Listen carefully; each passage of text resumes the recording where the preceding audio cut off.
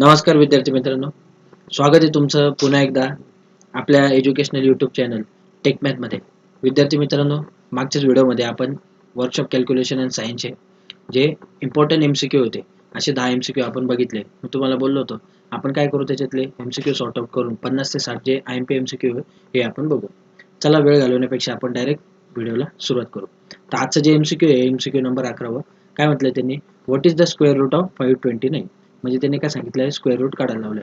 आता जर त्यांनी इथं काय केलंय, 4 ऑप्शन दिलेले आहे, 13, 23, 33 आणि 43. बरोबर आहे. आता तुमचे जर लन असेल तर तुम्ही एका मिनिटात याचा काय करू शकता, आन्सर देऊ शकता. जसं आता 13चा जो स्क्वेअर रूट आहे, 13चा स्क्वेअर रूट किती आहे, 169. त्यानंतर जो 23चा स्क्वेअर रूट आहे, 23चा जो स्क्वेअर आहे तो किती आहे, 529. म्हणजेच 529चा स्क्वेअर रूट काय आहे, 23. मग याचा राईट आन्सर काय येणार आहे आपलं, 23. 33चा बघितला तर तो 1089 असं काहीतरी समथिंग, आणि 43चा माझा लन नाही, तो पण काहीतरी 2000च्या आसपास असेल. आता बघा, जर समजा त्यांनी दुसरा एखादा नंबर दिला तर ते सोडवायला पण आपल्याकडे एक मेथड आहे. असा नंबर दिला की ज्याचा स्क्वेअरच नाहीये, समजा त्यांनी दिला 7 आणि त्यांनी सांगितलं याचा स्क्वेअर रूट काढा, तर याचा स्क्वेअर रूट कसा काढायचा, त्याच्यासाठी आपल्याकडे एक मेथड आहे. त्या मेथडला आपण काय म्हणतो, डिव्हिजन मेथड. Division method.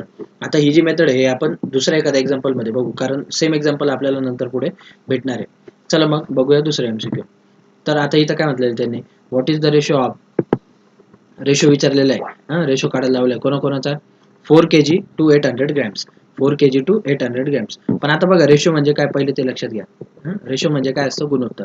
आता गुणोत्तर म्हणजे काय, जेव्हा दोन गोष्टींचा आपण कंपॅरिझन करतो किंवा दोन गोष्टी जेव्हा आपण कोणत्या तरी प्रमाणात एकत्र आणणार असतो, तेव्हा आपण त्याला काय म्हणतो, रेशो असं म्हणतो.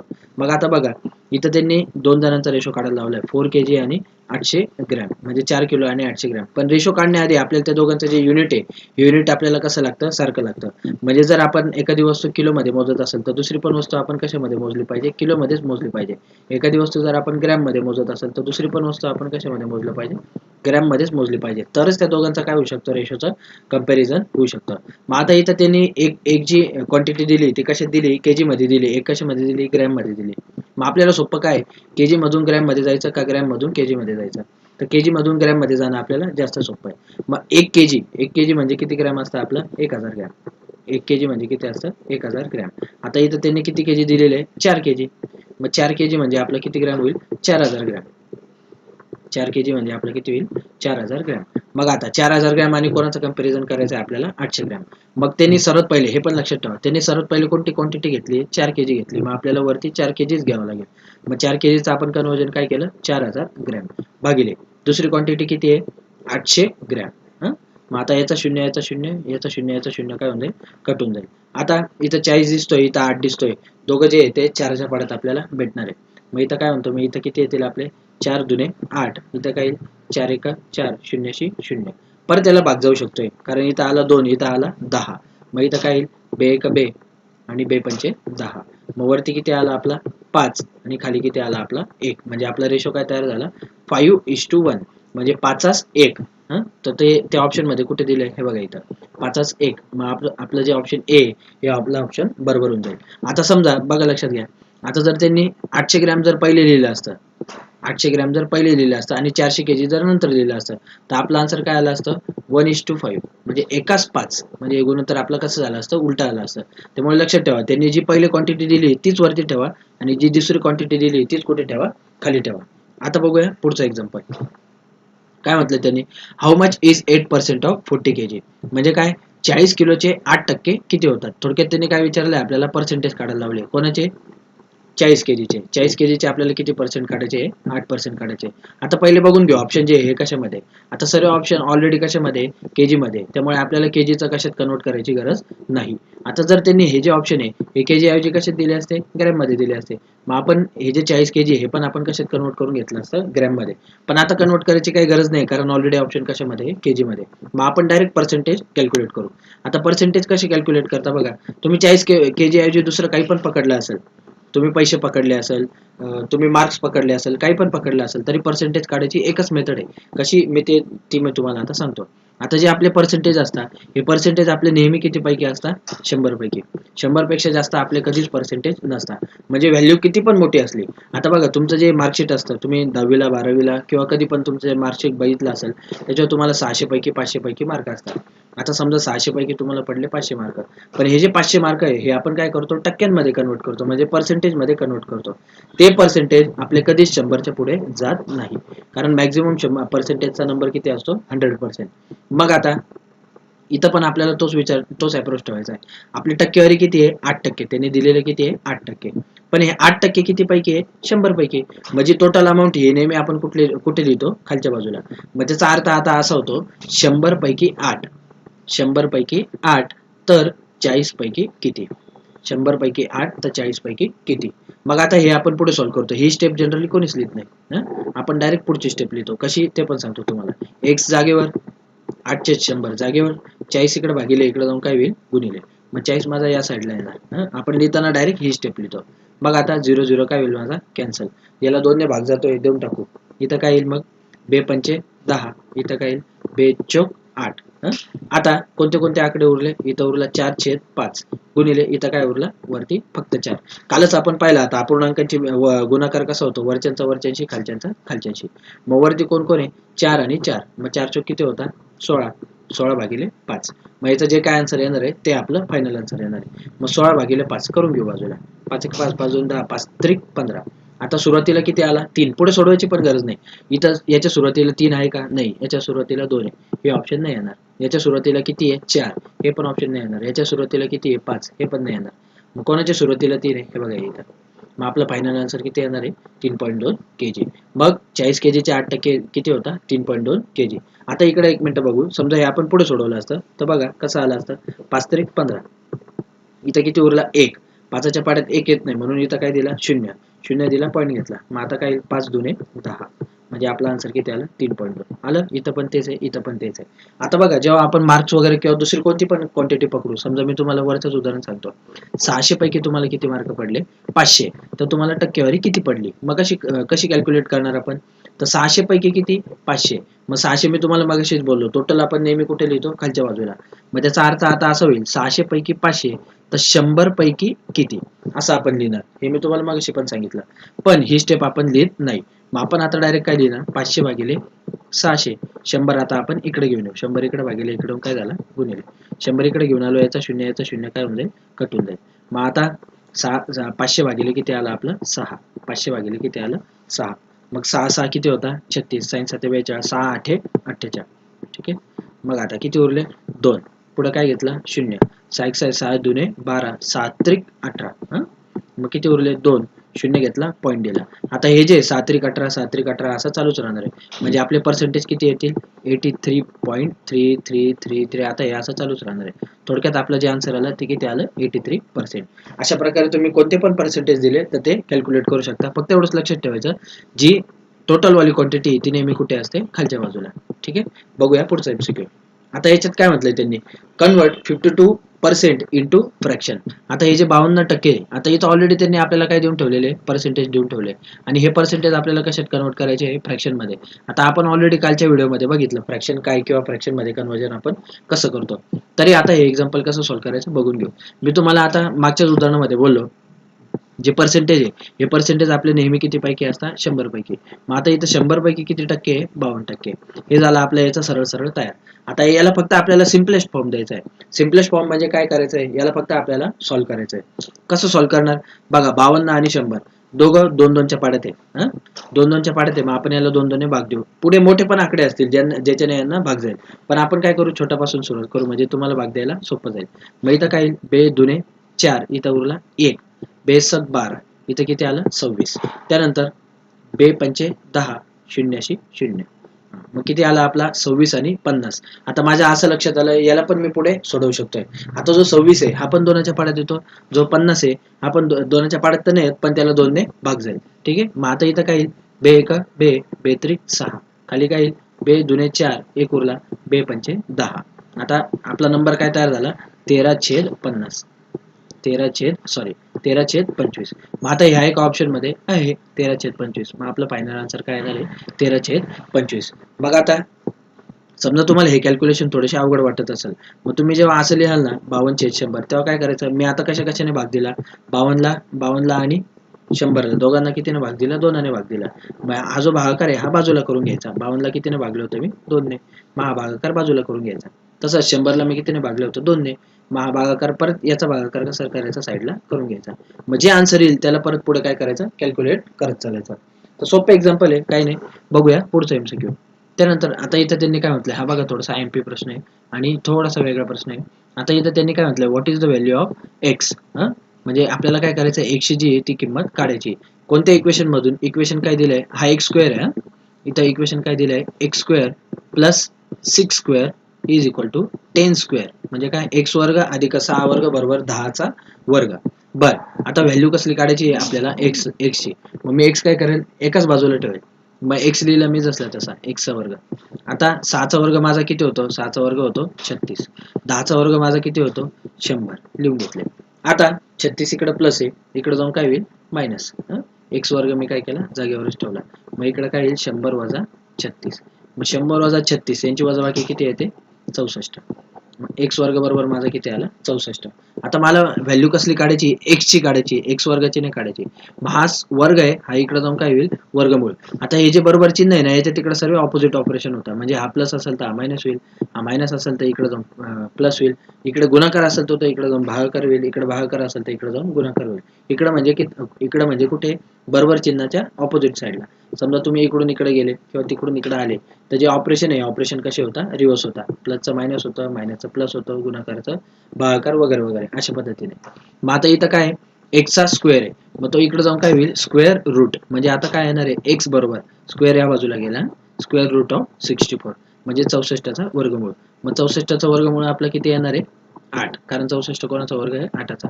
मग आपली एक्सची व्हॅल्यू किती आली, 8. मग याचा फायनल आन्सर किती आला, आपलं 8. ठीक आहे, बघूया पुढचा MCQ. आता यांनी काय म्हटलेलं आहे, हा पण बेसिक प्रश्न आहे, तुम्ही 10वीला शाळेत शिकले असाल. त्यांनी आपल्याला काय केलं आहे, ट्रायंगल दिलेला आहे आणि ट्रायंगल मधून काय केलेलं आहे, 2 व्हॅल्यू दिलेल्या आहे, एक व्हॅल्यू आपल्याला काढायला लावलेली आहे. आता कोणत्या कोणत्या साईड दिल्या बघा, एक ट्रायंगल दिलाय. हा ट्रायंगलचा टाइप कोणता आहे पहिले ते आपण ओळखून घेऊ. हा कोणता आहे, राईट अँगल ट्रायंगल आहे. राईट अँगल ट्रायंगल म्हणजे काय, काटकोन त्रिकोण आहे. बघा हा जो अँगल आहे त्याचा, हा एक्झॅक्टली किती आहे, 90 डिग्री, बरोबर. बघ आता त्यांनी एबीचं माप किती दिलंय, 7 सेंटीमीटर. समजा मी इथे लिहून घेतलं, एबीचं माप किती दिलंय, 7 सेंटीमीटर. त्यानंतर बीसीचं माप किती दिलेलं आहे, 5 सेंटीमीटर. ते पण मी काय केलं, इथं लिहून घेतलं. आता जो एसी आहे, हा एसी आपल्याला त्यांनी काय केलं, करायला लावला आहे, कॅल्क्युलेट करायला लावलाय. पण आता माझ्या असं लक्षात आलं, हा राईट अँगल ट्रायंगल आहे आणि जो 90 डिग्री आहे म्हणजे जो 90 अंश आहे, याच्या समोरची बाजू, याच्या कोणती बाजू, समोरची बाजू. आता 90 अंश इथं दिला असता तर त्याच्या समोरची बाजू इकडे आली असती, बरोबर आहे. पण आपला 90 अंश कुठे आहे, इथं. मग याच्या समोरची बाजू कोणती आहे, एसी. मग 90 अंश समोरची जी बाजू असते तिला आपण काय म्हणतो, कर्ण म्हणतो. तिला काय म्हणतो आपण, कर्ण. इंग्लिशमध्ये काय, हायपोटेनियस. इंग्लिशमध्ये काय, हायपोटेनियस. मग आता याच्याशी रिलेटेड आपल्याकडे एक फॉर्म्युला आहे. काय फॉर्म्युला आहे, कर्ण वर्ग बरोबर, मराठीच सांगतो, इंग्लिशमध्ये पण सांगतो. कर्ण वर्ग बरोबर एक बाजू वर्ग अधिक दुसरी बाजू वर्ग.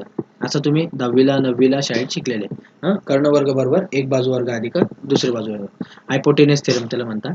इंग्लिशमध्ये काय लिहितं, hypotenuse square is equal to one side square plus other side square. One side square plus other side square. मग आता इथं आपला कर्ण कोणता आहे, कर्ण म्हणजे काय, हायपोटेनियस. हा कोणता आहे आपला, एसी. मग एसी मी लिहून घेतला, एसीचा काय आहे इथं, स्क्वेअर. त्यानंतर ही दुसरी साइड काय, कोणती पण एक पकडा. आता ह्या इकडे तिकडे झालं तरी चालणार आहे. समजा मी पहिले एबी कन्सिडर केलं तरी चालेल, मी पहिले बीसी कन्सिडर केलं तरी चालेल. समजा मी पहिले आता एबी कन्सिडर करतो, मग इथं काय येईल, एबीचा स्क्वेअर प्लस दुसरी कोण उरली, बीसी. मग इथं मी काय म्हणतो, बीसीचा स्क्वेअर. आता एसीची व्हॅल्यू मला माहित नाही, ती मी पुट नाही करू शकत. एबीची किंमत माझ्याकडे किती आहे, इथं लिहिलेली आहे बघा. एबीची किंमत माझ्याकडे किती आहे, 7 सेंटीमीटर. मग 7चा स्क्वेअर. बीसीची किंमत माझ्याकडे किती आहे, 5. मग इथं काय येईल, 5चा स्क्वेअर. मग साठी किती होतात आता, 49. आणि 5 किती होतात, 25. मग आता 49 अधिक 25 असं माझ्याकडे फायनल उरलं. मग माझं फायनल आन्सर किती आलं, 74. पण अजून माझा आन्सर सॉल्व्ह झालेला नाही. का बरं, आता ही जी 74 आहे, ही व्हॅल्यू कसली आहे, एसी स्क्वेअरची व्हॅल्यू आहे. मला फक्त कसली काढायची, मला फक्त एसीची व्हॅल्यू काढायची. मग आता हे जे मी मागच्याच उदाहरणात आपण पाहिलं, जो इकडे स्क्वेअर आहे तो इकडे जाऊन काय होतो, स्क्वेअर रूट. मग इथं स्क्वेअर रूट कोणाचा होईल, 74चा म्हणजे 74चा. पण आता 74 कोणाचा वर्गच नाहीये, वर्ग कोणता कोणता आहे, 8चा किती आहे, 64. 9चा किती आहे 81. यांच्यामध्ये कुठे 74 आहे का नाहीये. मग आता मला काय करावं लागेल 74चा स्क्वेअर रूट काढावं लागेल. म्हणून मी तुम्हाला आता पहिल्या एक्झाम्पल मध्ये मी तुम्हाला सांगितलं होतं काय की आपल्याला पुढे भेटणार आहे कोणती मेथड भेटणार आहे डिव्हिजन मेथड. मग आता डिव्हिजन मेथडने स्क्वेअर रूट जे ते कसे सॉल्व्ह करतात ते मी तुम्हाला आता सांगतो. बघा ही इथं मी तुम्हाला बोललो होतो डिव्हिजन मेथड आपल्याला भेटणार. चला जाऊया परत त्या उदाहरणावर. आता डिव्हिजन मेथडने कसा स्क्वेअर रूट काढता ते आपण पाहूया. याच्याने कोणता पण नंबरचा ज्याचा स्क्वेअर पण निघत नाही ज्याला स्क्वेअर नाहीये किंवा ज्याचा स्क्वेअर रूट निघत नाही त्याचा सुद्धा स्क्वेअर रूट डिव्हिजन मेथडने निघतो. आपल्याला कोणाचा काढायचा आहे 74चा. कसा काढायचा ते आता बघूया. हे बघा पहिले काय करायचं तो नंबर जसला तसा लिहून घ्यायचा. समजा मी लिहिला इथं 74. 74. आता याचा स्क्वेअर रूट येणार नाहीये. त्यामुळे याचे जे कॅल्क्युलेशन आहे कॅल्क्युलेशन खूप मोठे येतील. म्हणजे 8.2345678 असे बरेच आकडे येणार पुढे. मग मी याला काय करतो पॉईंट देऊन पुढे काय लिहून घेतो 00000000 लिहून ठेवतो. आता डिव्हिजन मेथड मध्ये सर्वात पहिले तुम्हाला काय करायचं असतं 2-2चे सर्वीकडे काय करायचे असतं ग्रुप करायचे असतात. मग इथं या दोघांचा ग्रुप झाला इथं या दोघांचा ग्रुप इथं या दोघांचा ग्रुप इथं या दोघांचा ग्रुप दोघांचे ग्रुप करायचे असतात. समजा 3 आकडी जरी संख्या आली समजा संख्या आली 382 अंदाजे सांगितले मी तरी काय करायचं ग्रुप पाडताना मागून सुरुवात करायची. मग शेवटच्या 2 नंबरचा एक ग्रुप 3 एकटा उरला आहे मग याचा एक ग्रुप. ठीक आहे. आता इथं तर 2च संख्या आहे त्यामुळे आपला 74चा सरळ सरळ एक ग्रुप तयार झाला. मग आता काय करायचंय मला 74 ही तर पूर्ण वर्ग संख्या नाही. मग त्याच्या जवळची पूर्ण वर्ग संख्या कोणती आहे. आता त्याच्या जवळची 81 पण आहे आणि 64 पण आहे. पण 74 मधून 81 वजा होणार नाही. मग मी कोण पकडतो आता 64. ठीक आहे. मग 64 त्याच्या जवळची पूर्ण वर्ग संख्या आहे. मग आता 64 कोणाचा वर्ग आहे 8चा. मग इथं लिहितो मी 8. इथं पण काय येईल 8. इथं पण काय येईल 8. 8 आणि 8 किती होतात 16. भागाकारासारखंच आहे पण थोडीशी मेथड कशी आहे वेगळी. मग 8चा वर्ग किती आला आपला 64. 8चा वर्ग आला 64. मग या दोघांची वजाबाकी किती येणार आता 10. आता जो 74 नंबर आहे हा नंबर आपला संपलेला आहे. मग याच्या पुढे काय होता पॉईंट. मग इथं पण मी काय देणार पॉईंट. आता पुढचा ग्रुप मला खाली घ्यायचा आहे. पुढचा ग्रुप कोणता आहे 00चा. म्हणजे आता 10 वर किती शून्य येणार 2 शून्य येणार. आता बघा आता याच्यात सर्वात महत्वाची स्टेप आहे.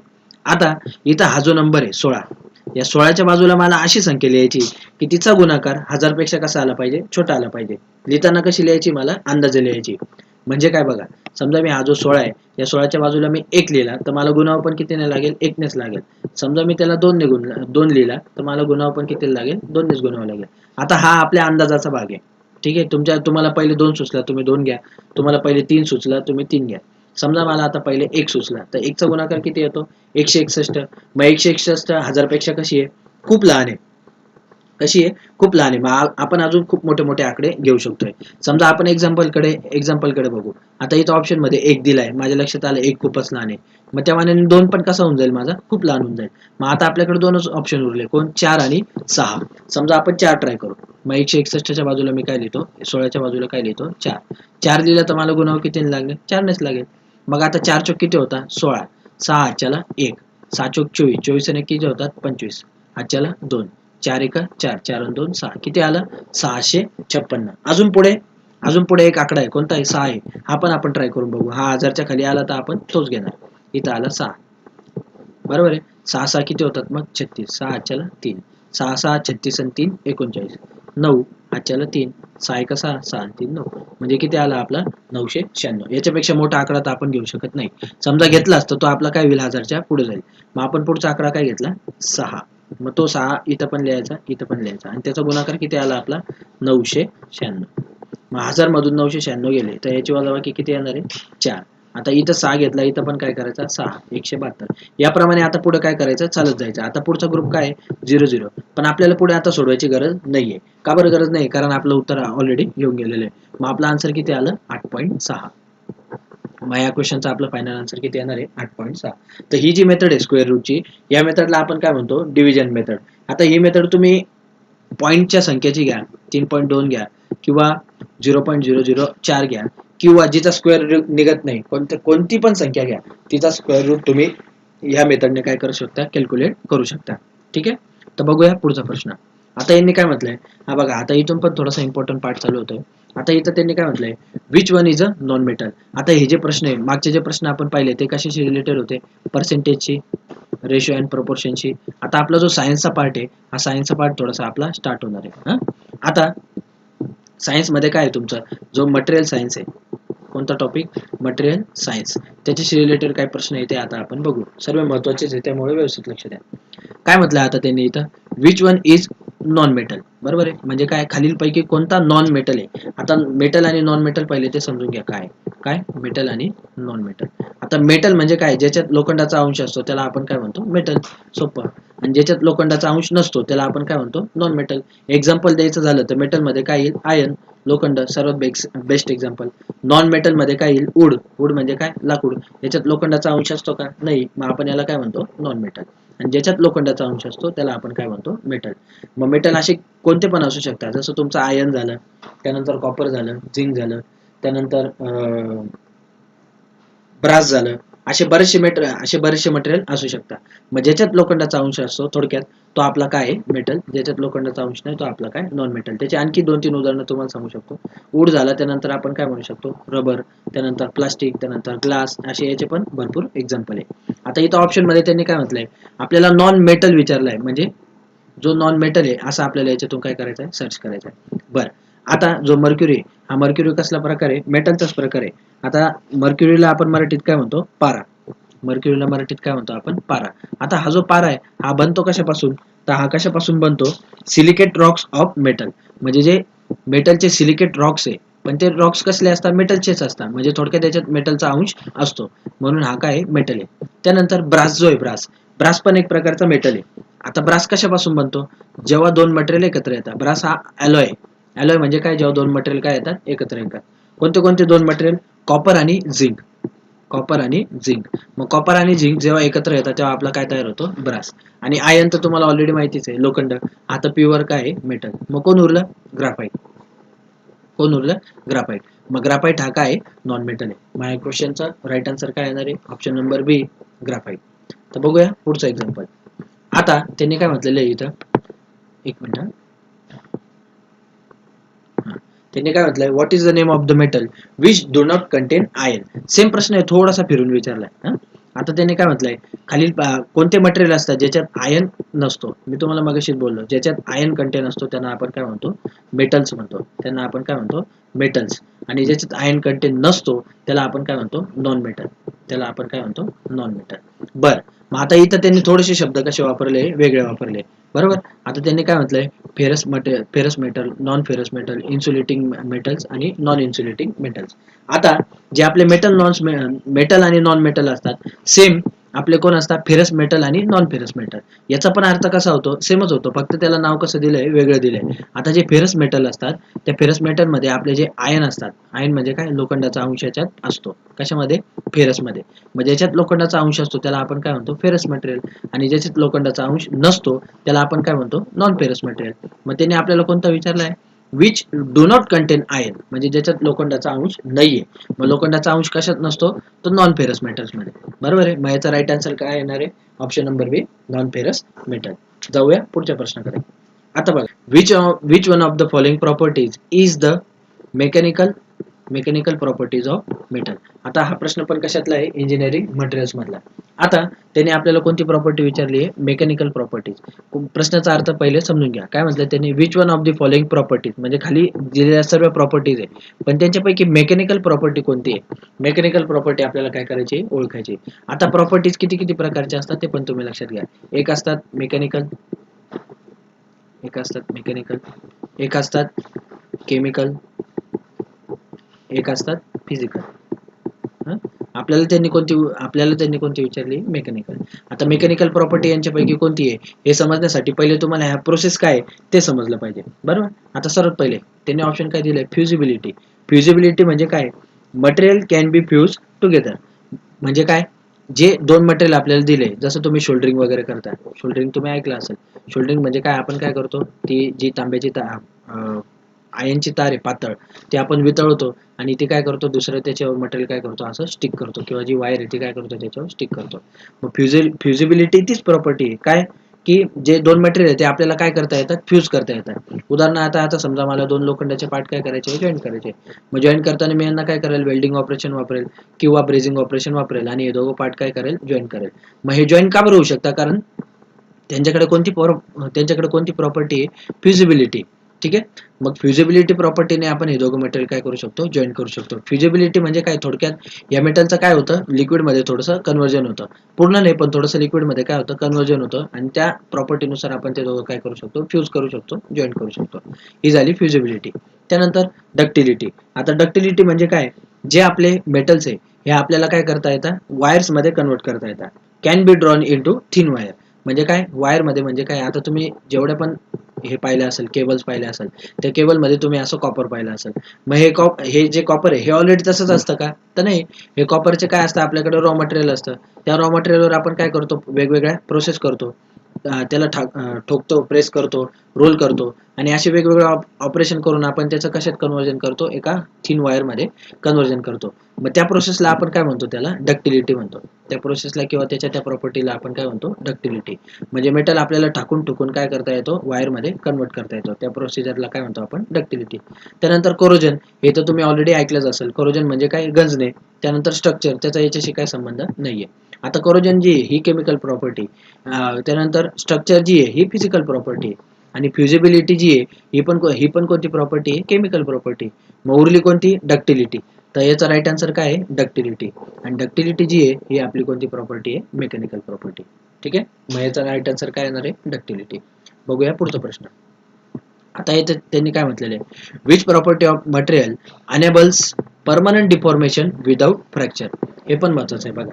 आता इथं त्यांनी काय म्हटलेलं आहे, विच प्रॉपर्टी ऑफ मटेरियल म्हणजे काय, मटेरियलची कोणती प्रॉपर्टी अशी आहे की जी परमनंट डिफॉर्मेशन तयार होतो. परमनंट डिफॉर्मेशन म्हणजे काय, त्याला जो आकार दिला तो त्याचा काय होऊन जातो, कायमचा होऊन जातो, विदाउट फ्रॅक्चर. फ्रॅक्चर म्हणजे काय, तो न ब्रेक होता, म्हणजे तो विदाउट तुटता त्याच्यात काय होतं, एक परमनंट डिफॉर्मेशन होतं. म्हणजे मी त्याला जो आकार दिला तो काय करतो, तो परमनंटचा होऊन जातो, पण तो विदाउट फ्रॅक्चर होता. मग आता त्याच्या आधी पहिले हे जे चारी प्रॉपर्टी ते आपण काय करू, समजून घेऊ. इलॅस्टिसिटी खूप फेमस आहे, तुम्हाला जवळपास सर्वांना माहिती असेल. प्लास्टिसिटी पण फेमस आहे, हे पण तुम्हाला माहितीच असेल, तरी मी एकदा काय करतो, एक्सप्लेन करून देतो. आता बघा, इलॅस्टिसिटी म्हणजे काय, जर एखादं मटेरियल असेल, ते जर मी समजा काय केलं, ओढलं म्हणजे काय केलं, त्याच्यावर स्ट्रेस लावला. त्याच्यावर काय लावला, स्ट्रेस लावला. तर जेव्हा कधी मी हा स्ट्रेस काढून घेणार, तेव्हा तो काय होणार, त्याच्या ओरिजिनल पोझिशनला जाणार, विदाउट फ्रॅक्चर होता.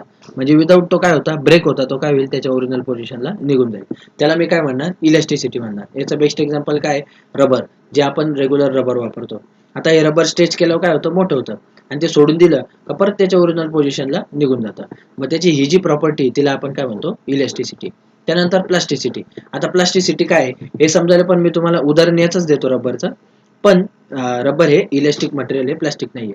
आता जर समजा मी रबर काय केलं, हे ओढलं, किंवा रबराला काय केलं, मी आकार दिला. समजा मी त्याला असा 2चा आकार दिला. मग आता हा जर 2चा आकार दिला, तर मी याच्यावरचा जेव्हा स्ट्रेस काढून घेईल तेव्हा 2चा आकार चेंज होऊन जाईल का, नाही. तर हा 2चा आकार काय, जसला तसा राहील. याचं बेस्ट एक्झाम्पल काय, प्लास्टिक. जेव्हा आपण काय करतो, समजा प्लास्टिक वगैरे गरम करतो, प्लास्टिक गरम केल्यानंतर समजा त्याला आपण वाटीचा आकार दिला, कोणत्या पण असा बाउलचा वगैरे आकार दिला, तर हा आकार आपल्याला नंतर चेंज करता येत नाही. म्हणजे त्याच्यात जे डिफॉर्मेशन आहे हे कसं होऊन जातं, परमनंट होऊन जातं. मग ते आपल्याला चेंज करता येत नाही. तो ब्रेक तर नाही होत, पण आपल्याला ते चेंज करता येत नाही. त्यालाच आपण काय म्हणतो, permanent deformation without fracture. Fracture म्हणजे काय, तो ब्रेक होण्याच्या आधीच तो काय करतो, विदाउट ब्रेक होता, त्याच्यात काय होतं, परमनंट डिफॉर्मेशन होतं. म्हणजे त्याला तो शेप आहे तो परमनंटचा येऊन जातो. मग त्या प्रॉपर्टीला आपण कोणती प्रॉपर्टी म्हणतो, प्लास्टिसिटी. मग याचा राईट आन्सर काय येणार आहे, प्लास्टिसिटी. आता आपण पुढच्या 2 प्रोसेस पण काय करू, बघून घेऊ. आता पुढची जी प्रोसेस आहे, पुढची जी क्रिया आहे, याला आपण काय म्हणतो, डक्टिलिटी. आता डक्टिलिटी काय आहे, ते आपण ऑलरेडी मागच्या एक्झाम्पल मध्ये बघितलंय, की काय, जे पण मेटल आहे त्यांना आपण टाकून ठोकून काय करू शकतो, एक थिन वायर मध्ये त्याला काय करू शकतो, कन्वर्ट करू शकतो. त्या प्रॉपर्टीला आपण काय म्हणतो, डक्टिलिटी म्हणतो. किंवा आपण असं म्हणतो, हे मटेरियल खूप कसं आहे, डक्टाईल आहे. जसं कॉपर आहे, कॉपर कसं आहे, डक्टाईल मटेरियल आहे, कारण आपण त्याला टाकून ठोकून त्याची काय करू शकतो, वायर बनवू शकतो. त्यानंतर ब्रिटलनेस. ब्रिटलनेस काय आहे, की ठिसूळ म्हणतो आपण. म्हणजे त्याच्यात काय होतं, परमनंट डिफॉर्मेशन होऊन जातं. जर तो आपल्याकडून सुटला गेला, तो हार्ड असतो बरं का, तो कसा असतो, हार्ड असतो. पण जर समजा उंचीवरून पडला तर त्याच्यात काय होतं, परमनंट डिफॉर्मेशन होतं. म्हणजे तो कायमचा काय होऊन जातो, फ्रॅक्चर होऊन जातो. तर हे होतं चारी प्रॉपर्टी. मग या प्रश्नाचं राईट आन्सर काय येणार आहे, आपलं प्लास्टिसिटी. बघूया नेक्स्ट क्वेश्चन. आता ऑलरेडी आपले जे 20 क्वेश्चन आहे, मी याच्यात 20च क्वेश्चन घेणार होतो, पण एक प्रश्न हे जे इंजिनिअरिंग मटेरियल आहे याच्याशी रिलेटेड आणखी एक चांगला प्रश्न होता, मग तो पण आपण काय करू, घेऊन टाकू. मग आजच्या व्हिडिओचा हा शेवटचा प्रश्न काय बघा आता. Which mechanical property of metal offers resistance to elastic deformation in cutting tool. थोडासा अवघड प्रश्न आहे बघा, म्हणजे समजायला अवघड आहे, उत्तर खूप सोपं आहे त्याचं, पण समजायला थोडासा कसं आहे अवघड आहे. काय म्हटलंय त्यांनी, विच मेकॅनिकल प्रॉपर्टी, प्रॉपर्टी वर काय पण कोणती मेकॅनिकल. आता आपण वरती ऑलरेडी पाहिला, केमिकल काय, मेकॅनिकल काय, फिजिकल काय. Of a metal offers resistance to elastic deformation, म्हणजे तो रेजिस्ट करतो, काय करतो, रेजिस्ट करतो. कशाला रेजिस्ट करतो, इलॅस्टिक डिफॉर्मेशनला. In a cutting tool, cutting tool मध्ये काय करतो तो, इलॅस्टिक डिफॉर्मेशनला रेजिस्ट करतो म्हणजे विरोध करतो. आता डक्टिलिटी काय हे आपण ऑलरेडी मागच्या प्रश्नामध्ये बघितलं, काय की त्याला टाकून ठोकून त्याची काय करता येते, थिन वायर तयार करता येते. आता डक्टिलिटी सारखीच मॅलेबिलिटी प्रॉपर्टी थोडीशी जवळ आहे. मॅलेबिलिटी म्हणजे काय, जेव्हा आपण एखादं मटेरियल काय करतो, टाकतो ठोकतो, त्याला काय करतो, रोल करतो, तेव्हा त्याच्या ज्या आहेत त्या थिन शीट्स तयार होतात. काय तयार होतात, थिन शीट्स तयार होतात. आता बघा काही मटेरियल असे आहे त्यांच्या थिन शीट तयार होत नाही, ते आपल्याला रोल करता येत नाही, ते डायरेक्ट काय होऊन जातात, डिफॉर्म होऊन जातात. डिफॉर्मेशन म्हणजे काय, ते डायरेक्ट फ्रॅक्चर होऊन जातं, म्हणजे ते डायरेक्ट तुटून जातात. आणि काही काही मटेरियल असे असतात जे आपल्याला त्याच्यावरून समजा रोलर वगैरे फिरवलं तर त्याच्या काय होतं, अशा पातळ ज्या शीट आहे त्या शीट आपल्याला काय होतात, तयार करता येतात. उदाहरणार्थ प्लास्टिक, समजा मी प्लास्टिकवर वजन लावलं किंवा त्याला रोलिंग करायचा प्रयत्न केला तर प्लास्टिक आपलं काय होईल, डायरेक्ट तुटून जाईल. पण समजा एखादा असं पातळ मटेरियल आहे, समजा लोखंड वगैरे, तर याच्यावरून समजा जर मी रोलर चालवलं तर त्याची काय होईल, अशी पातळ पातळ पातळ अशी तीन जी शीट आहे ही शीट तयार होईल. मग त्या प्रॉपर्टीला आपण काय म्हणतो, मॅलेबिलिटी. आता पुढची जी प्रॉपर्टी ती काय, हार्डनेस आणि टफनेस. आता ह्या ज्या दोघी प्रॉपर्टी आहे एकदम जवळच्या आहे, ठीक आहे, एकदम जवळच्या प्रॉपर्टी काय, हार्डनेस आणि टफनेस. याच्यामध्ये एकदम मायनर फरक आहे, काय तो आपण बघू आता. हार्डनेस म्हणजे काय, resistance to permanent deformation. Resistance to permanent deformation म्हणजे मटेरियल परमनंटचा फ्रॅक्चर होऊ नये किंवा त्याला परमनंटचा आकार येऊ नये, त्या प्रॉपर्टीला जो विरोध करतो त्या प्रॉपर्टीला आपण काय म्हणतो, हार्डनेस. त्या प्रॉपर्टीला आपण काय करतो, त्या प्रॉपर्टीला आपण काय म्हणतो, हार्डनेस. आणि मग टफनेस म्हणजे काय, की how much deformation can undergo before fracture. म्हणजे मटेरियल फ्रॅक्चर होण्याच्या आधी तो किती लोड सहन करू शकतो, त्याला आपण काय म्हणू शकतो, टफनेस म्हणू शकतो. म्हणजे आता समजा एखादं मटेरियल असेल, आता तो काय करू शकतो, 40 psi चं प्रेशर जे हे झेलू शकतो. मग त्याची जी टफनेस व्हॅल्यू आहे, ती टफनेस व्हॅल्यू किती आहे, 40, म्हणजे 40 प्रेशर पर्यंत तो त्याला काय करू शकतो, सहन करू शकतो. त्या प्रॉपर्टीला आपण काय म्हणतो, टफनेस. मग काही मटेरियलचा टफनेस हाय असतं, काही मटेरियलचा टफनेस कसा असतो, लो असतो. मग तो आपण ह्या आकड्यांवरून काय करू शकतो, इमॅजिन करू शकतो किंवा कॅल्क्युलेट करू शकतो. आता या प्रश्नात त्यांनी काय म्हटलंय, which mechanical property of a metal offers resistance to elastic deformation in a cutting tool. मग याचं जे राईट आन्सर आहे ते राईट आन्सर काय आपलं, हार्डनेस. हार्डनेस ही अशी प्रॉपर्टी जी इलेक्ट्रिक डिफॉर्मेशनला काय करते, रेजिस्ट करते, म्हणजे काय करते, विरोध करते. कारण मी मगाशीच बोललो त्याच्या डेफिनेशन मध्येच दिलंय काय, रेजिस्टन्स टू परमनंट डिफॉर्मेशन, म्हणजे परमनंट डिफॉर्मेशन म्हणजे त्याचा जो परमनंट बदल आहे हा होऊ नये म्हणून हार्डनेस काय करतं, रेजिस्ट करते म्हणजे विरोध करते. तर या प्रश्नाचा राईट आन्सर काय येणार आहे, ऑप्शन सी. तर हे झाले आजचे 11 प्रश्न. आता मी आजचे प्रश्न मुद्दाम थोडेसे फास्ट घेतले कारण कालचे जे प्रश्न आहे त्याला एक्सप्लेन करायला खूप वेळ गेला. तरी पण समजा तुम्हाला समजायला काय अडचण आली असेल तर मला कमेंट करा आणि याच्यातला जो प्रश्न अवघड वाटत असेल तो सांगा, मी तो पुढच्या व्हिडिओमध्ये परत ऍड करून परत तुम्हाला काय करेल, एक्सप्लेन करण्याचा प्रयत्न करेल. मुद्दाम थोडंसं फास्ट शिकवलं म्हणजे आपला व्हिडिओ पण थोडंसं काय राहील, छोटा राहील. तर भेटूया पुढच्या व्हिडिओमध्ये. आजसाठी एवढंच. तोपर्यंत अभ्यास करत राहा. Thank you so much. थँक्यू.